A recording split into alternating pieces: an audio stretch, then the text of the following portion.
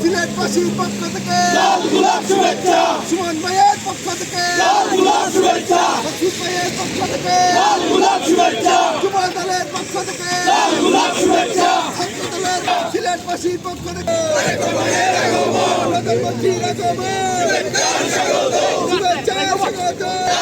শুভেচ্ছা মকসুদ ভাইয়ের পক্ষ থেকে বাংলার দিয়ে হাঁটতে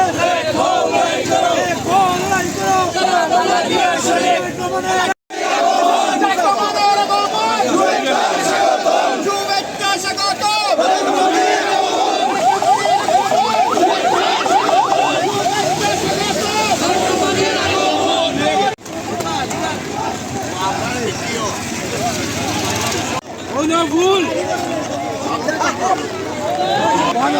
ভাই ভাই সাইড লো জেলা যুব দলের পক্ষ থেকে যুব দলের পক্ষ থেকে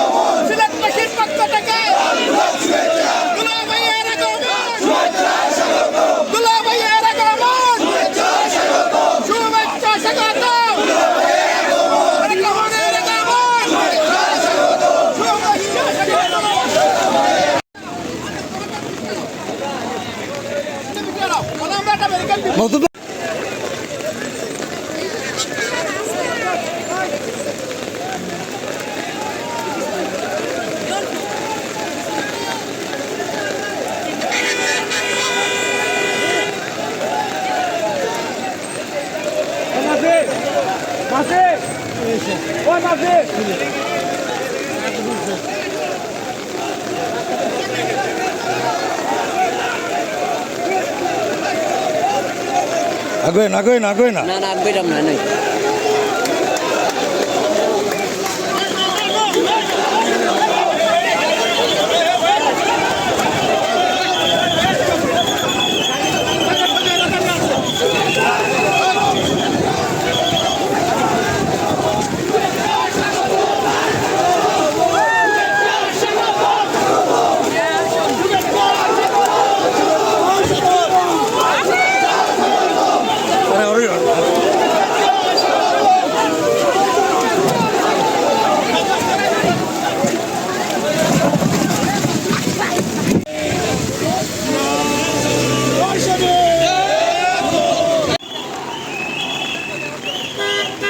এই ভাই ঘর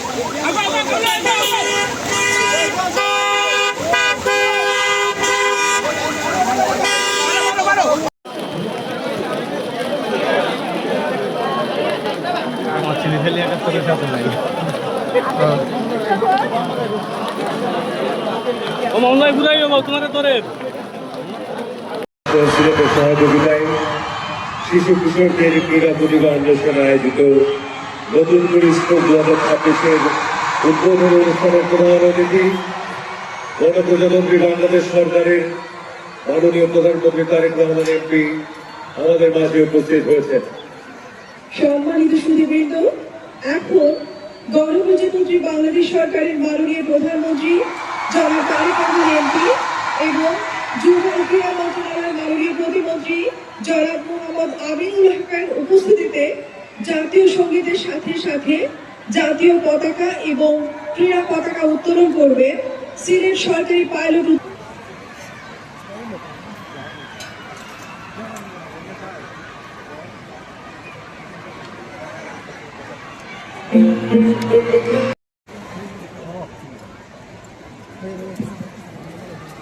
ধন্যবাদ মাননীয় প্রধানমন্ত্রী।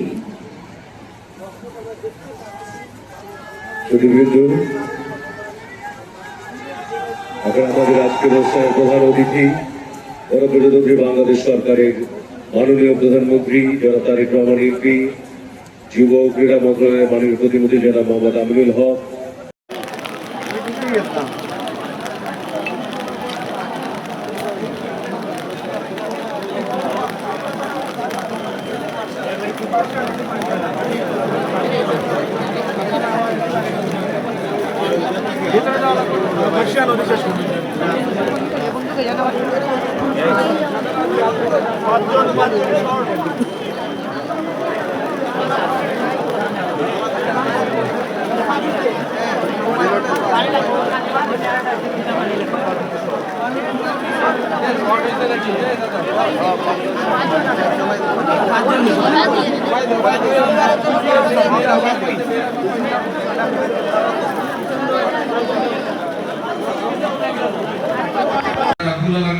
মেহেরবানিতে আমরা আজকে এই দায়িত্বটা নিয়েছি এবং আমাদের প্রধানমন্ত্রী ইতিমধ্যে কয়েকটি জিনিসের তার নেতৃত্বে কয়েকটি ক্যারেক্টারিস্টিক্স জাতির সাথে তৈরি করেছে।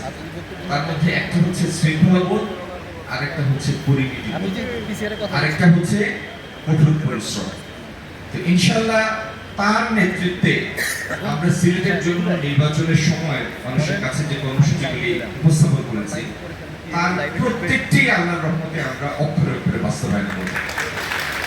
আমি 2 মিনিট সময় নেব মাননীয় প্রধানমন্ত্রী। একটা সিলেটের একটা দীর্ঘদিনের সমস্যা হচ্ছে এখানে কর্মসংস্থান নাই। কর্মসংস্থানের অভাবের কারণে ছেলেমেয়েরা ইউনিভার্সিটি যারা গ্রাজুয়েট হয়তো হয়, যারা ওই পর্যন্ত যায় না, প্রত্যেকটা ইনকাম সেগমেন্টের লোকেরই একটা চেষ্টা থাকে সাবালক বয়সে পৌঁছে মাত্র দেশ ছেড়ে বাইরে চলে যাওয়া। এখানে কোনো ম্যানুফ্যাকচারিং হাব নেই, দীর্ঘদিনের সমস্যা। আমরা ইনশাআল্লাহ এই সরকারের অধীনে নীতি সহায়তা দিব এবং প্রবাসী এবং দেশি বিদেশি ইনভেস্টমেন্ট নিয়ে আসবো।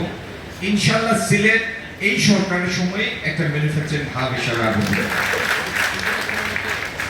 দ্বিতীয়ত, একটা যে প্রকল্পটা উদ্বোধন করে আসলেন প্রধানমন্ত্রী এবং আরো কতগুলি প্রকল্প যেটা ইতিমধ্যে প্রক্রিয়াধীন আছে, সেটা আমি বলবো না, তিনি বিভিন্ন জায়গায় কৃষকরা বিশেষ করে শহরগুলো আছে। কিছুদিন আগে আপনারা দেখেছিলেন চট্টগ্রামের কিছু নিউজ এসেছিল, যদিও সেটার মধ্যে পরে আমরা দেখেছি পুরোপুরি সত্যতা ছিল না। যাই হোক, আমরা দেখেছি অতিবৃষ্টির কারণে জলবন্টন।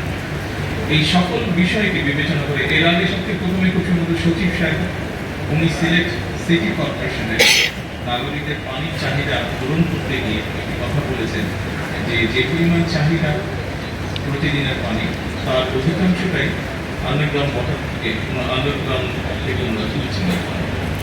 আন্ডারগ্রাউন্ড ওয়াটার লেভেল যেটা আছে সেটা ধীরে ধীরে কমে যাচ্ছে, অল্প অংশে ওনারা নদীতে কাম। এই সকল কিছু বিষয় মাথার মধ্যে রেখে বিবেচনা করে আমরা তখন বলেছিলাম যে খাল খনন একটা কর্মসূচি আমরা নিয়েছি সারা দেশে।